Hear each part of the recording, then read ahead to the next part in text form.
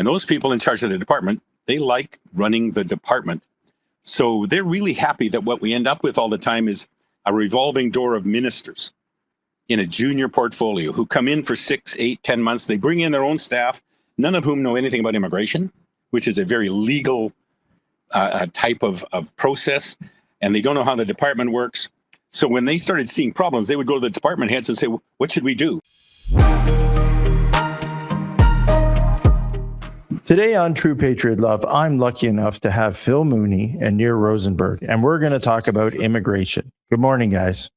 Good morning. Good morning.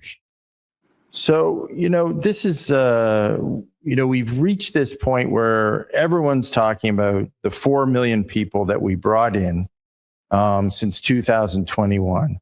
And, I think we can categorize, the immigration situation right now as messy. And when I mean messy, we brought in 2.3 million of those 4 million people, and they're now wondering what to do. So I wanted today to kind of dissect that with you. And as Canada goes through all of these shifts, and shifts when I mean we're trying to figure out projects, we're trying to figure out tariffs, we're trying to figure out our U.S. Relationship on the trade front. At the same time, we have Iran and the war and oil prices. What does that really, really spell for immigration in Canada? So, I wanted to start off asking you a really interesting question.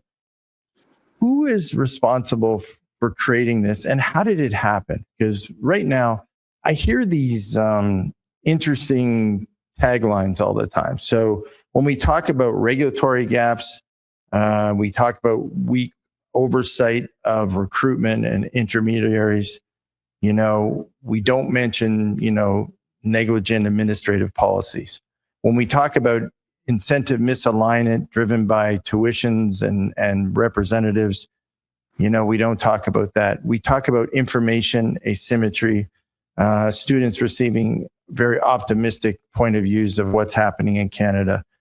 But we don't really talk about the characters that made this happen. So I want to go and chat with you guys about how did government policy create this? How did the province's labor strategies create this situation where we now have a bunch of people, over 2 million people in the country, trying to figure out what's next? That's great. Nir, if you want, I can give an overview and then you can jump in whenever. You're right that things feel different because they are different. The biggest single problem now that's facing our immigration system is one we've never faced before. And that is having a very large body of people who are in this country whose status will be expiring. And we know many of them don't want to leave. We've had this before. We always have it. There's always ups and downs in the immigration process and unemployment, et cetera. But the problem is we've never had anywhere near this size of a problem. And a quick overview of it is that our immigration system is based on 3 main streams. Refugees, which is determined by events in the world, and is limited to about 10% maximum of our intake. Family class, that's where we all believe as Canadians it's better to have spouses living with spouses, children being with their parents, a few grandparents parents of immigrants being with their families, but very few. Those are 2 of the streams that account for about 45% of or 35% of the immigration intake. Then the 65% is economic. And the purpose of economic immigration is to keep Canada at or near full employment with our economy growing.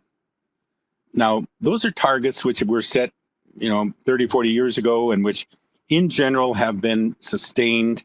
And yes, our immigration system's never been perfect. It's a combination of law that's determined by politicians, which is determined by public opinion a lot, and a process and procedures that are determined by a government department, which operates at best as an averagely efficient manufacturing process, processing, say, 8 million, 9 million widgets a year. So that was stumbling along, and we work in the profession, and we would have our ups and downs with that. But generally, it was speaking, and things were working. Then came COVID. So this is a fundamental shift, and we all know the impact of COVID, even though we like to forget it. But the impact on the immigration system was unique amongst any other immigration system I'm aware of in the world. And it was that whole factory processing 8 million people consisted of about 4 big factories in Canada, 65 visa posts, 105 processing centers that did visitor visas primarily. That whole system was thrown up in the air and smashed to pieces because every single worker in Canada was sent home, like we all were. Every single worker outside of Canada was brought back to Canada if they were citizens. And if they were locally engaged staff, they were all sent home. So the system broke completely. All right. Now, the system wasn't a great system. It wasn't cutting edge IT or anything like that. Okay. Now, for the first 5-6 months, nobody really cared in the sense because nobody was coming. Right. We all remember those days, lining up, stay 6 feet apart, wear your masks all the time. And then finally that was in 2020. In 2021, things started to ease up a little bit, but there was still not much there because you could only come if you'd been vaccinated, and companies didn't get vaccinated until the mid 2021, until September of 2021, when they said, okay, everybody's been vaccinated. You can now come to Canada. You don't need special permission or anything like that. And 2 things happened that nobody was prepared for, including any smart people I know and any people that are supposedly great at predicting. And that was that the demand went through the roof and the economy recovered really, really fast. Okay. So you had this change. Now, the department itself wasn't ready because their systems were broken. They didn't get people back in their offices until, well, they're still not back in their offices in Ottawa. Not all of them. They're being forced back. And everything was just broken to pieces. So we end up getting backlogs. Now, in the department, backlogs are one thing, but when they get to be extraordinarily large backlogs, they focus everything on trying to find ways to solve them. And they did a bunch of different things to try and get them moving. They were hampered by an IT system that was back in the 19th century. I think IT wasn't even invented yet. So they couldn't respond very quickly, and they all got really, really busy. Now, at the same time, there was a parallel effect going on, and that had to do with students. Okay. And primarily it was the fact that Canada has a great education system. And no matter what you hear today, if anyone wants to send their kids to Canada for a good post-secondary education, send them. Okay. Just one caveat. Don't expect them to be able to stay here, but send them for the education. The schools are great. Okay. So, but what happened because of the express entry system, which prefers young people aged 20 to 29, okay, and which also highly prizes Canadian education and Canadian work experience, it said, hey, if you've got that one, you have a really good chance at staying. Technology also advanced during the, just up to COVID times, and they ended up with these accumulators of these companies that could go advertise for students all over the world and say, we'll help you pick a university. And with the burgeoning middle classes in China and in India and in Nigeria and other major population centers, all of those people want to send their kids to school, and they're locally, they just can't get a good education. Even in China, which has great schools, they're all reserved for Communist Party members. So people wanted their kids to get a good education, and these accumulators began recruiting students. Then, in Canada, and especially in the province of Ontario, the biggest province, the provincial governments were under the gun, and they actually cut back on the budgets for universities and colleges. They froze tuition fees, and they actually contributed less for every, to support the education system. So the universities and colleges were looking around for more students. So you had way more students wanting to come to Canada and way more schools looking to make money. So you ended up with an influx of students. We were probably accepting a couple of 100,000 students a year prior to COVID. In 2023, we accepted 800,000. All right. So now you have this massive number of people in the system. At the same time, Russia attacks Ukraine. Instead of saying to Ukrainians, you can file a refugee claim and come to Canada, which would take 5 years, we said, hey, here's a visitor visa, come to Canada, we'll give you a work permit. And 300,000 of them did. And another 35,000 Syria, and a bunch of people from Sudan. And from Iran, we had the same thing happen when they had the protests in Iran in 2021, I think it was, with the protesters, especially a young woman killed. They said, okay, we're never sending anybody back to Iran to face that. So all of these things started happening at the same time. And the people who should have been looking at the numbers are the people in charge of the department. Okay. And those people in charge of the department, they like running the department. So they're really happy that what we end up with all the time is a revolving door of ministers in a junior portfolio who come in for 6, 8, 10 months. They bring in their own staff, none of whom know anything about immigration, which is a very legal type of process. And they don't know how the department works. So when they started seeing problems, they would go to the department heads and say, what should we do? And the department heads tell them what to do. And the department heads love that because they want to be in charge, like we all do, right? Okay, except in a marriage, I guess. So what you end up with is these people in charge were now they're busy and they were looking after things, but they also had the daily numbers as far as, say, the number of students coming to Canada. We also needed more. I mean, the economy took off so fast. We needed workers quickly. And so they relaxed the restrictions on who could come in as a foreign worker. More important, they said all those students coming in could work 40 hours a week if they wanted to. All right. And then these accumulators started selling the idea into the areas like the poor farming communities in India that, hey, send your kid to Canada for a year. He can go to school for a year, borrow the money to pay his tuition. He can work 40 hours a week while he's in Canada and support the family in luxury, if you will. And then he can become a Canadian permanent resident and bring you all to Canada. And these guys were promoting this like crazy. Okay. So you ended up with this confluence of events. So like everything else, when you get a big problem, it's never usually one person, one answer. So I don't blame the ministers. I blame the government that says immigration is a low priority, portfolio, unless the minister makes it a priority, like Jason Kenney did, 15 years ago. But if it's a low priority program, a low priority cabinet post. So they keep bringing people in, and those people don't know what to do for at least 2 years. Well, they're never there 2 years. There's either an election or they get changed. We've had 5, 6 immigration ministers since COVID. And we've got another one now who's in trouble because it doesn't look like she can do the job. So we're going to change again. Again, like I told you, the senior managers in the department love it. Because not only are they not being held accountable for their mistakes, and they made mistakes, they're now having to fix it the way they want to fix it. So we end up now with this big problem. Now, of course, when they finally realize it's a problem in mid 2020 or 2024, they end up having a minister in Mark Miller who the one thing he did do was make decisions.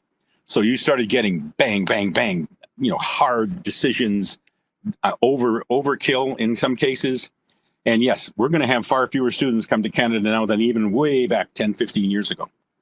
Okay, they're not even making the targets. And Canada now has a reputation of being a bad place to go to be a student. Well, that's not true. The education system's still great.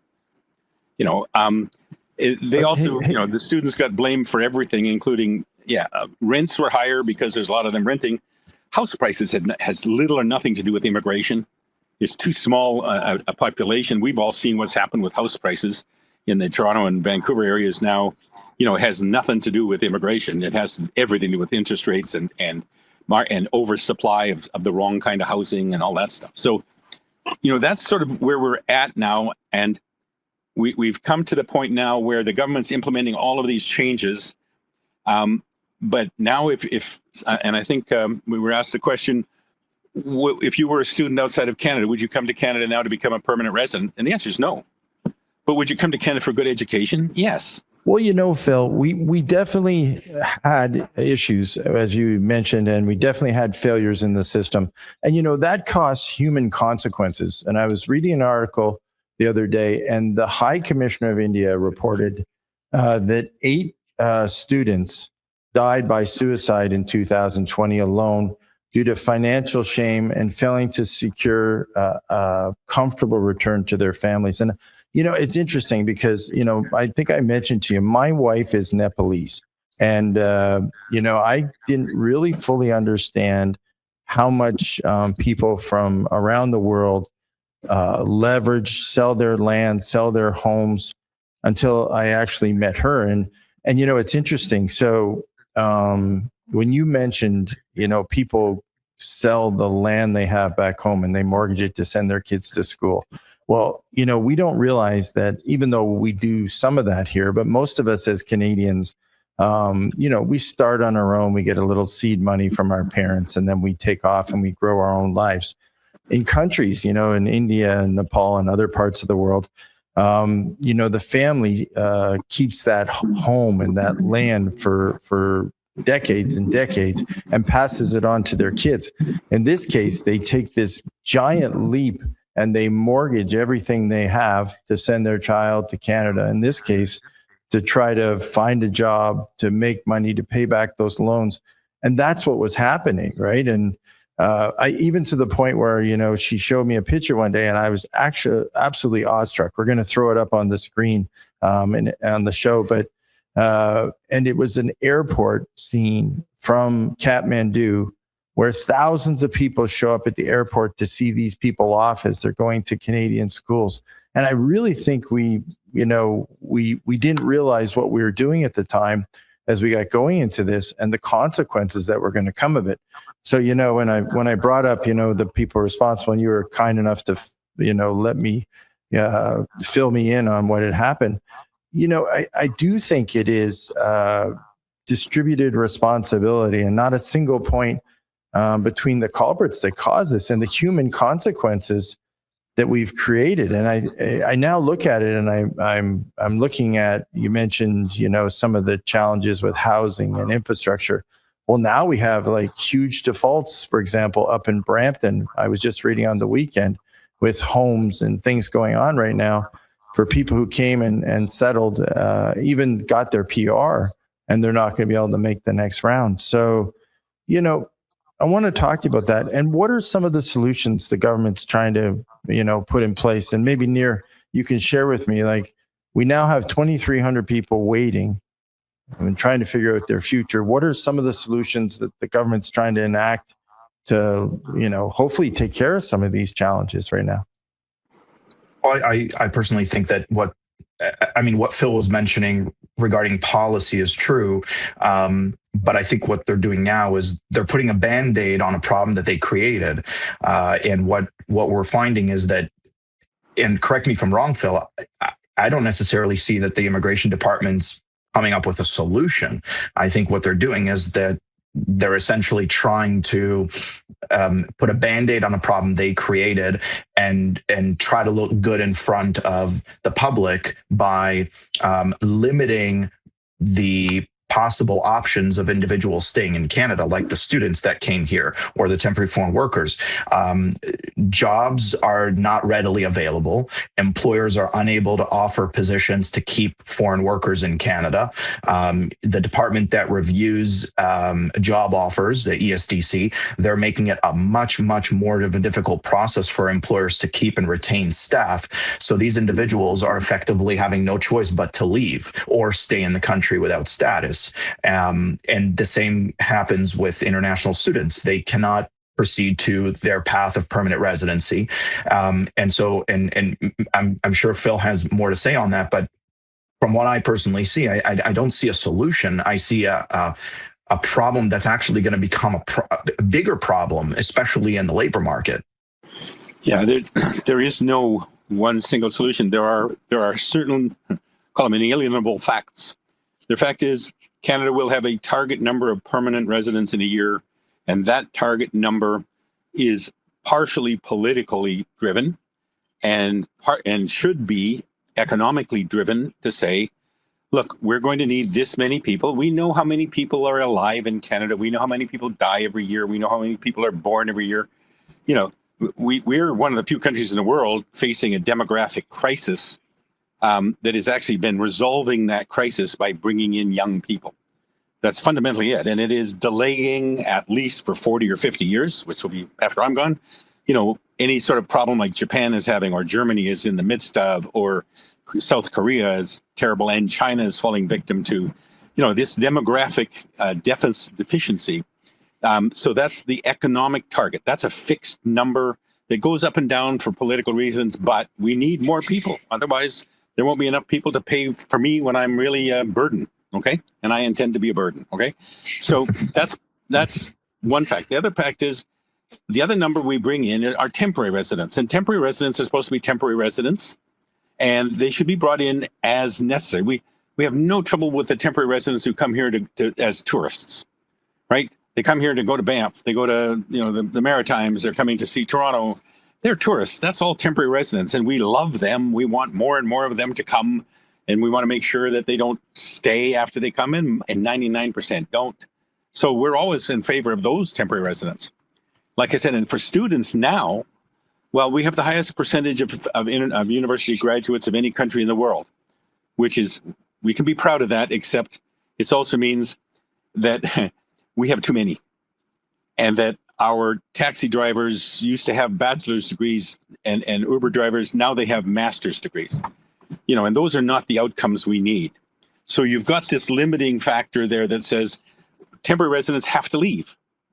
And unfortunately, because of what happened, that many of the temporary residents who were coming to Canada believed that they would be able to stay and had faith in the future and did what you said, Paul, and said, yeah, let's invest in future. Let's do what my father did when he came from Ireland on a whim to take a job in Saskatchewan. Okay. And the same thing with so many other immigrants coming to Canada. And we love that story.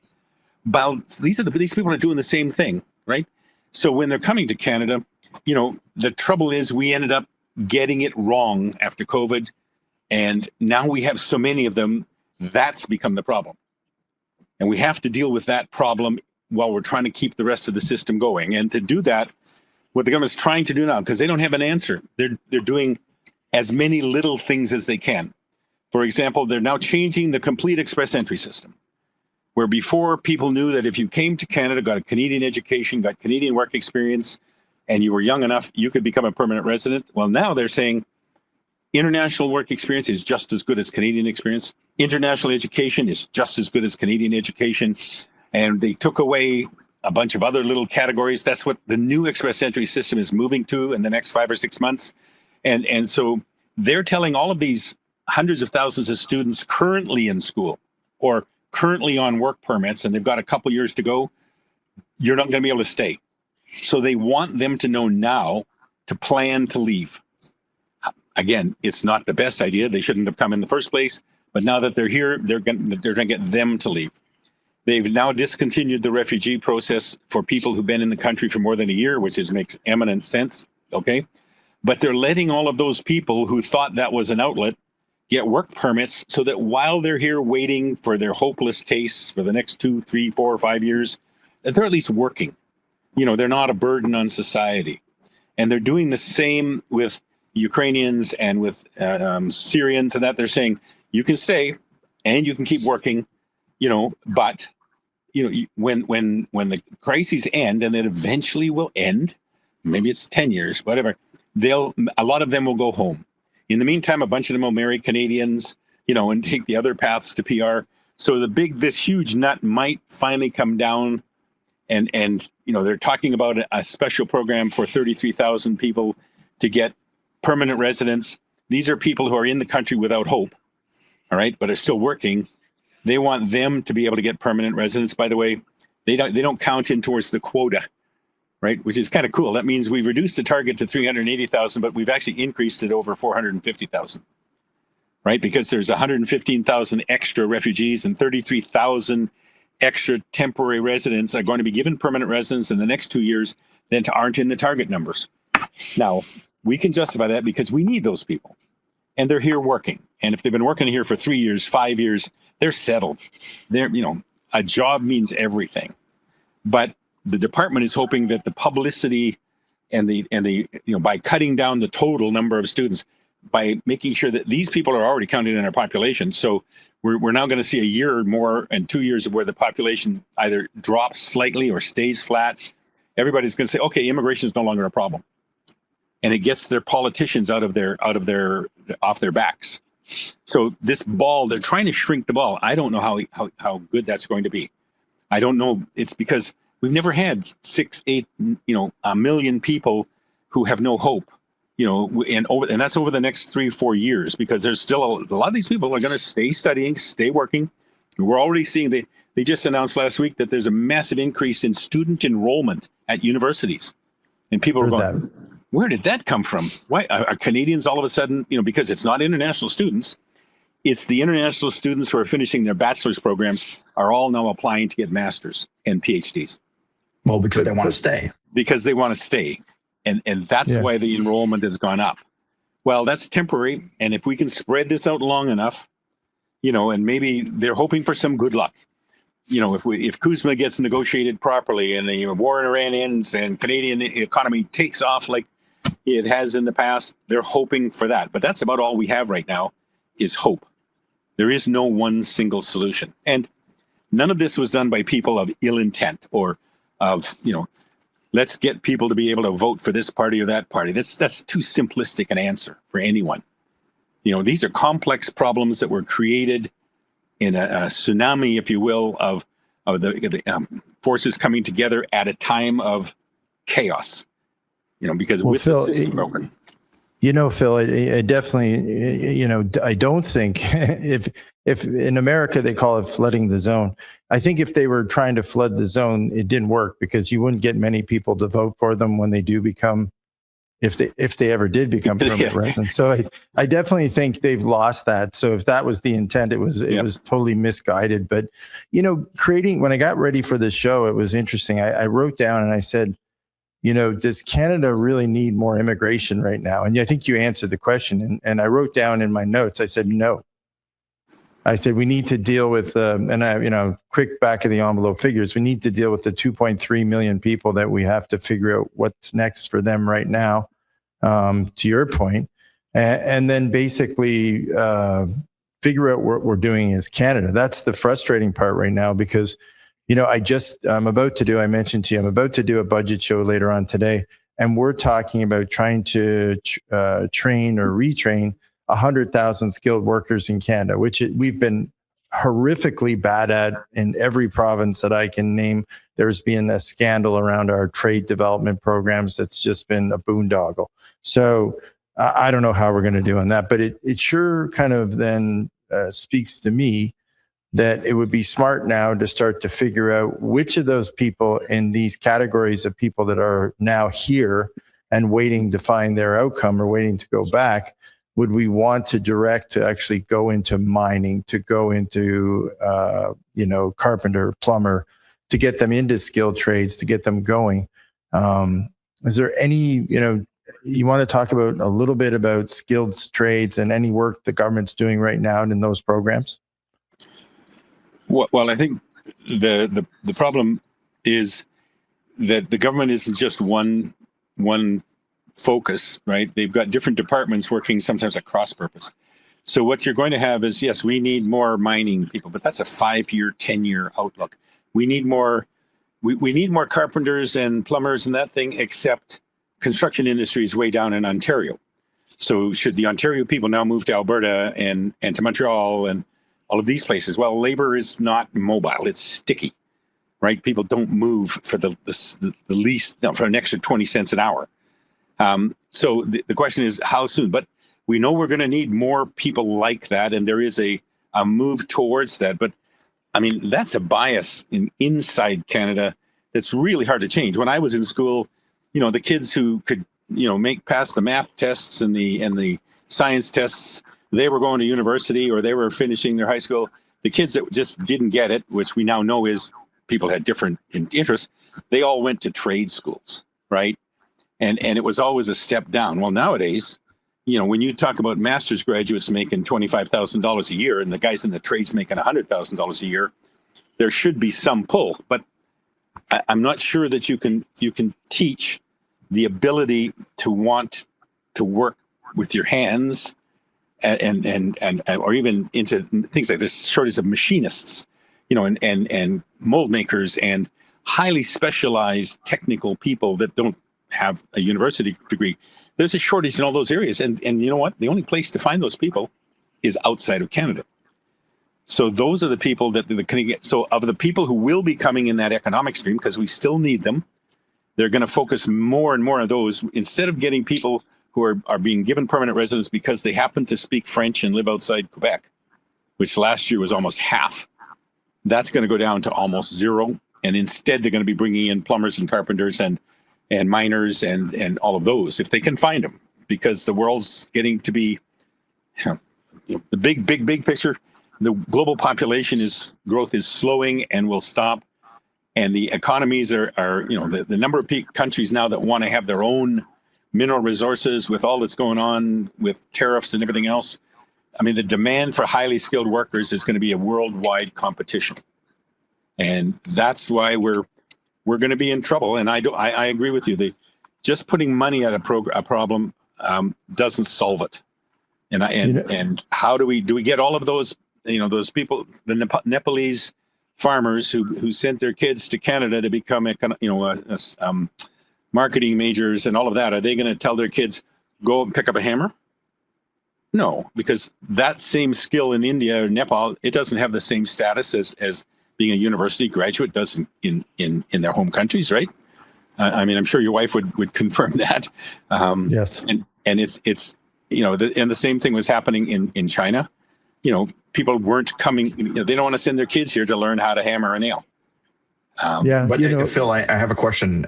Do you think that it's a problem of finding the individuals in different countries, or is it a problem of trade equivalency licensing requirements in the different provinces, and then also finding employers who are eligible to hire, because ESDC is now putting in major restrictions for employers?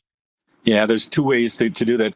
First and foremost, I know there's all this stuff about credential recognition. I don't believe it for a minute. Any profession that I know of where there's a shortage, they'll make allowances for people. When BC's had a shortage of nurses forever, you didn't have to have your nursing designation to be able to come and work as a nurse in BC. You could get it while you were here. The same thing happened in Alberta in all the trades.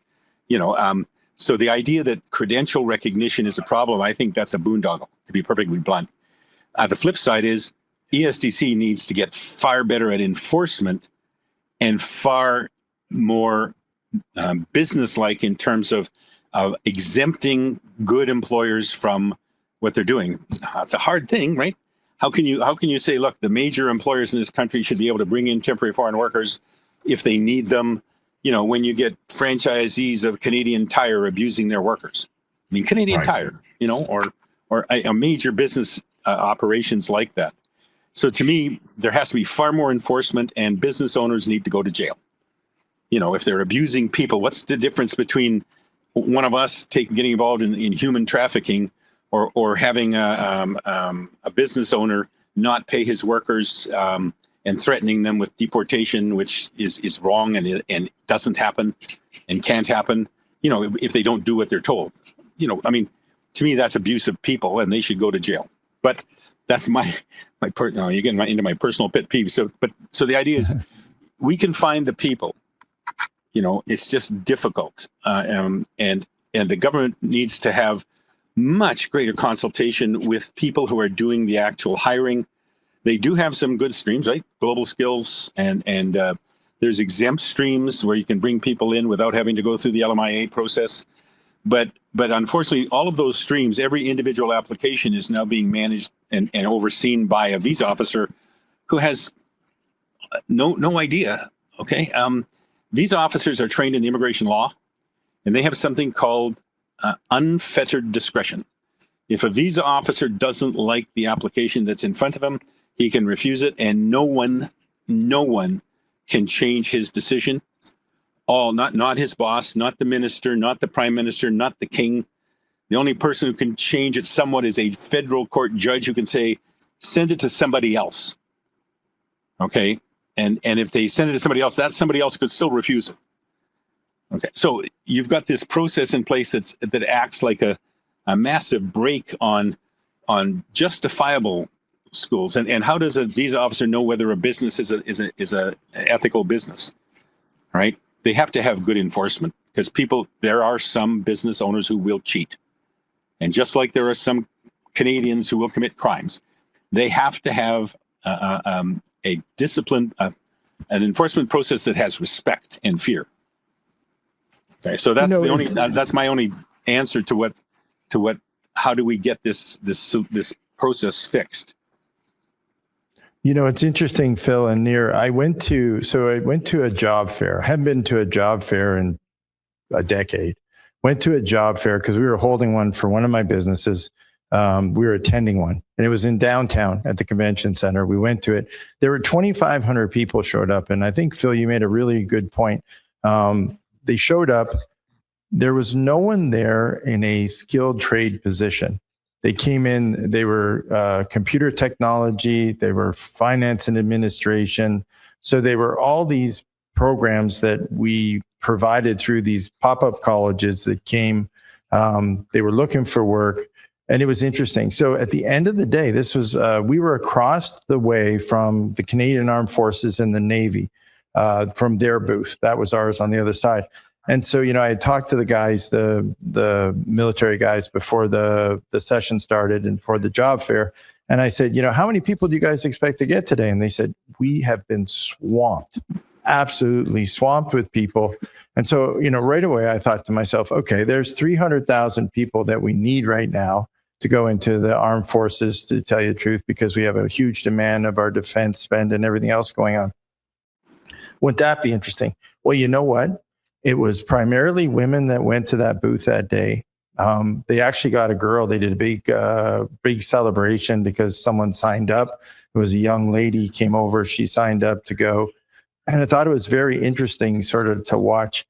And as I went through it, you know, I was, to your point, I got these young people, they came in, and the sad part of it is they had skills that probably weren't employable at this time. Excuse me. And they weren't employable. Not only were they not employable, they actually were not even capable and trained to apply for a job. So they had women there who came in sweatpants, young men from every culture who came in jeans. And, you know, I did have one gentleman came with a tie on like I have today because I have that budget show. And they came in today. They came in and he stuck out like a sore thumb. And I'm sure he got a job offer from everyone in the room because he wore a tie and a jacket to a job fair. But for the most part, it was a really interesting education for me because it was a group of people that were not equipped to actually be applying for jobs, but we had taken their money. They had came here. They had gone to one of these schools. And now they were desperate to find work in any function whatsoever. And to the point where, you know, the jobs we were offering that day for our company were not highly skilled. But quite frankly, we had people with their masters. We had very well-educated individuals applying for the jobs that we were listing for. And, you know, they were definitely overqualified for what we needed them for. But it's a shame because, quite frankly, that's the situation we're in. But, you know, I want to talk to you a little bit because, you know, we're talking potentially 2 million people returning to their country of origin. So, and, you know, we took a look before the show. We went around and said, is there any other country that's in the same boat as we are? And what are they doing? You know, are they providing some settlement counseling? Are they doing some voluntary assistance? Because, you know, when we tell this story, it sure does look, you know, and I don't know who's culpable in all this, but, you know, it sure does look like there's a lot of blame to go around. And it looks like, you know, we let this get out of hand and we did sideswipe a bunch of people. So are you seeing any country out there that's doing this better than another, has made the same mistakes and is trying to clean this up? I've only seen countries doing it worse. The biggest one is the U.S. Oh, wow. Yeah. The U.S. is, okay. The U.S. has, now, I mean, the people in the U.S., they've got 12 million people who are out of status. 12 million. Wow. Okay, you know, and I mean, if this was Canada, that would be 1.2 million. And our numbers, we're probably looking at 600,000-700,000. Okay. When you break it all down to people who have the chance to get to stay, others who will leave, because 60% of them leave. Okay. Right. When they finish, they do leave. It's the 40% that stay, and you know, they're the ones, is still a big number. That's 500,000-600,000 right now. So, but the U.S. does it much worse by far, both because of the way they admit people, meaning at the borders, you know, and they've got a massive land border where millions of people have come across, but also Europe. Germany has had a really, they're trying to get rid of all of the Syrians now. They want them all to go back, and they don't have the right processes in place. France hasn't done it. Italy is doing it. Australia has always done it. You know, they've actually done it by limiting intake virtually on a racial basis. You know, and keeping more people out. So there only are 5 or 6 countries in the world where it's a problem where people actually want to go to. You know, it's the UK, it's Central Europe, you know, it's Canada, the US, Australia, right? What other country accepts millions of immigrants? Nobody. Well, the Middle East does, but that's tens of millions of workers, and they all must go back, and they all, you know, are treated like slaves fundamentally. So you've got all of that part going on, but we're in an almost unique, and we are in a unique situation because nobody else's immigration system was smashed to pieces like ours was. You know, it's not an excuse; it's a fact. It's because the way it was all structured to begin with, and it was uniquely affected by COVID. But you know, when people weren't going back to work, you know, in their offices, you know, what can happen? Immigration was the funny story they had was that everybody went home and they said, okay, you can all work from home. And then about a week later, a memo came out saying, wait a minute, not unless your computers are rated for the Privacy Act, which none of them were. So we're going to get you a laptop. Well, the IT department didn't have anybody working in it, so they couldn't source 5,000 laptops. And eventually, after 3 or 4 months, they said, okay, buy your own laptop. This to a civil service that had just finished 10 years of going through the Phoenix scandal with their pay systems and couldn't even trust the government to pay them. So nobody was buying their own laptop. So, you know, by the time they got enough in place, and like I said, I think maybe if it's the federal government, it's like 3 days a week now they have to be back at work, and then it'll be 4 days and whatever. So it's still there. Anyway, so, I mean, we were just impacted that way. And I think we all want to find an easy solution. We all want to find a guilty victim, a guilty party, you know, because we got lots of victims, for sure. And people like Neera and myself, we see people every day that want to come to Canada or that are in trouble because they wanted to come to Canada and it's not working out. And these days we're seeing a lot of people, you know, and unfortunately those are the people that are desperate, and they become vulnerable to anybody with a good story, you know, because they don't just have to be out in the fields in Nepal or in India to get taken in by a fast-talking salesperson, okay, with no ethics. You know, they're right here in Canada, and we see stuff like that. It's really hard because we get their life stories in person in front of us all the time. Now, right. Again, the other solution that the department has to do, this business about the people in the department running the show, they need to have a check, okay, checks and balances. The minister can't be it because they don't know. So the minister needs to, and our big recommendation is to set up an advisory council, not of industry people or consumer associates. They don't know anything about immigration. But lawyers and immigration consultants know everything about the system, and many of them used to work in the department. So they need to have the minister needs to set up an advisory body of professionals who know how the system works to keep track and to make sure the department isn't calling all the shots all the time, because they'll do it in their own self-interest. I mean, the last one I'll say is the whole express entry system was set up to say who should come to Canada for economic reasons. And the people in the department said it should be people who look just like us. Young, university educated, bilingual, with, you know, some Canadian work experience. Those make the perfect Canadians. And they did that in 2015 and for 10 years until we ended up with too many people just like that who couldn't find a job. Right. Okay. But that's what happens when the department, you know, gets to have all the say. Yeah.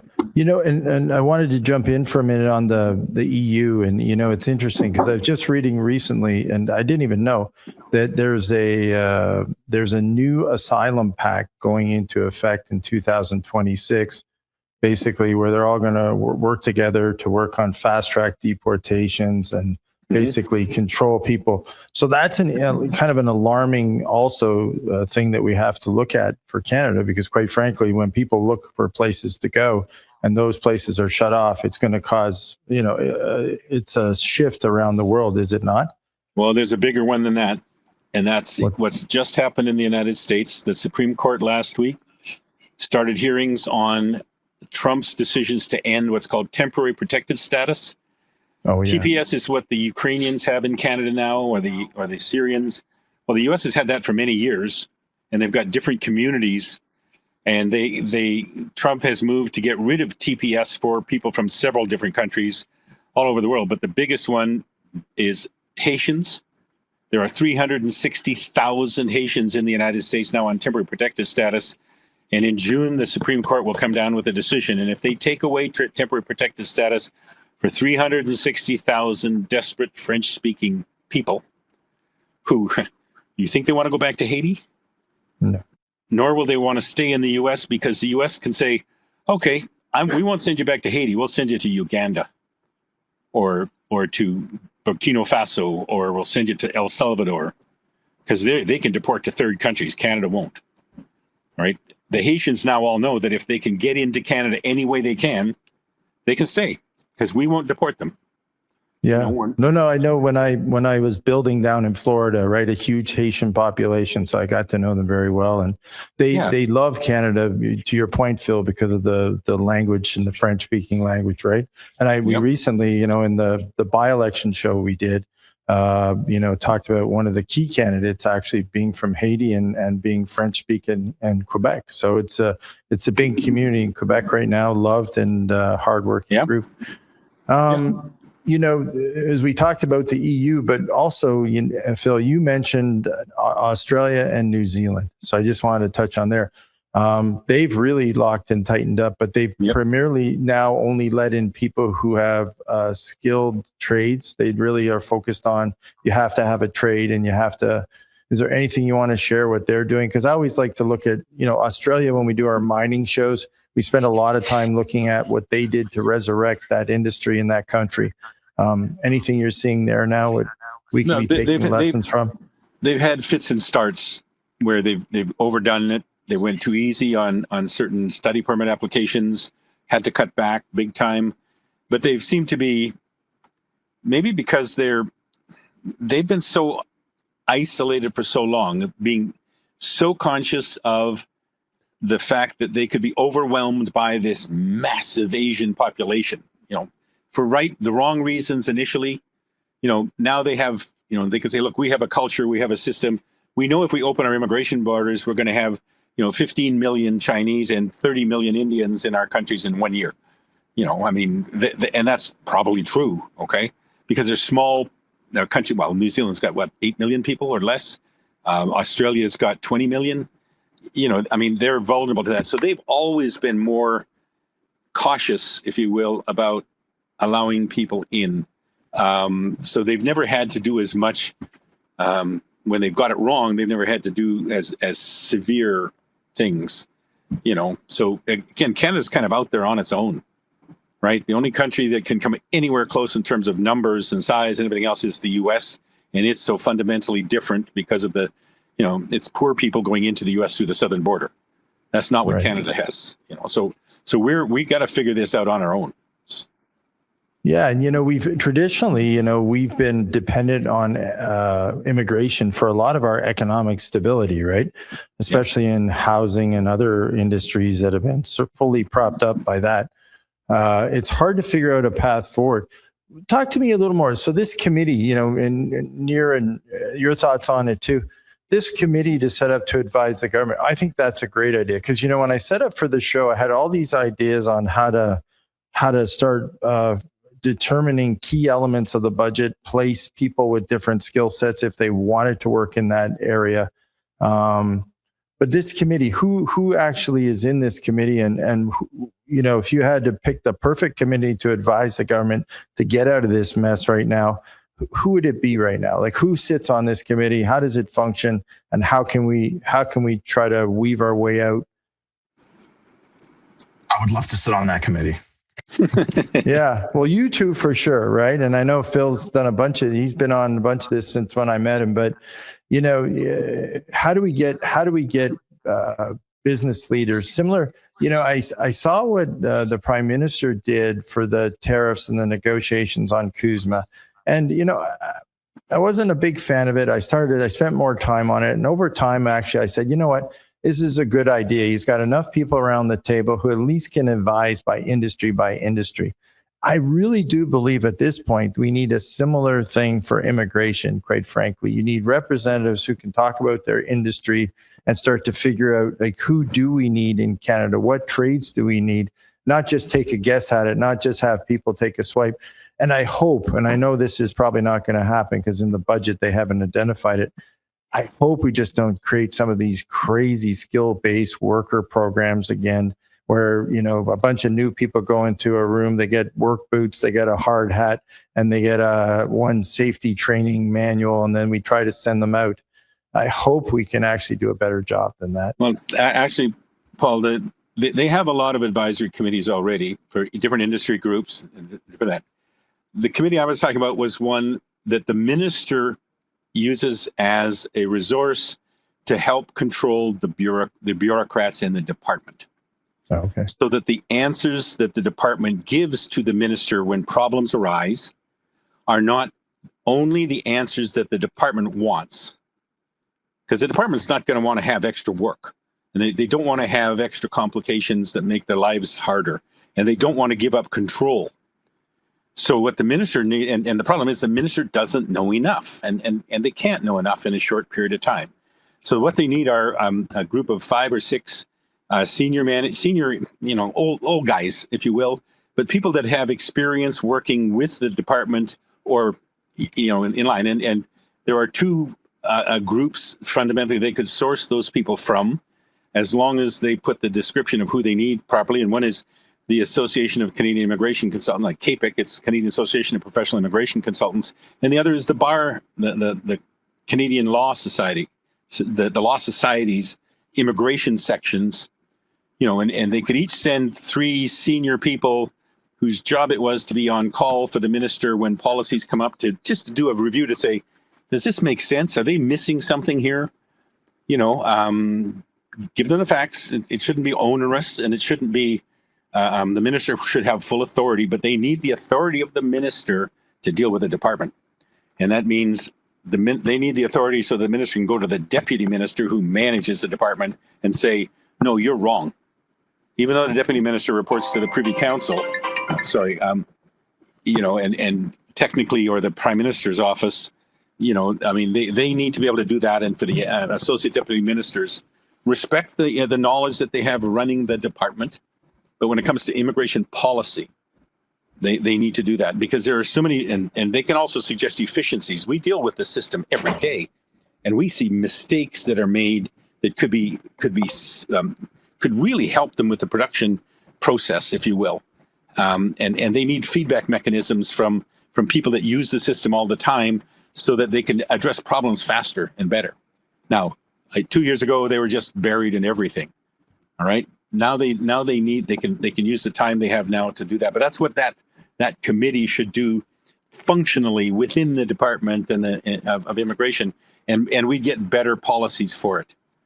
All right. Gotcha. No, thank you, Phil. So, well, guys, as always, I learned so much. I came into this, honestly, I came into this trying to figure out how to take these people and put them into place in Canada. I realize it's a little more complicated than I thought.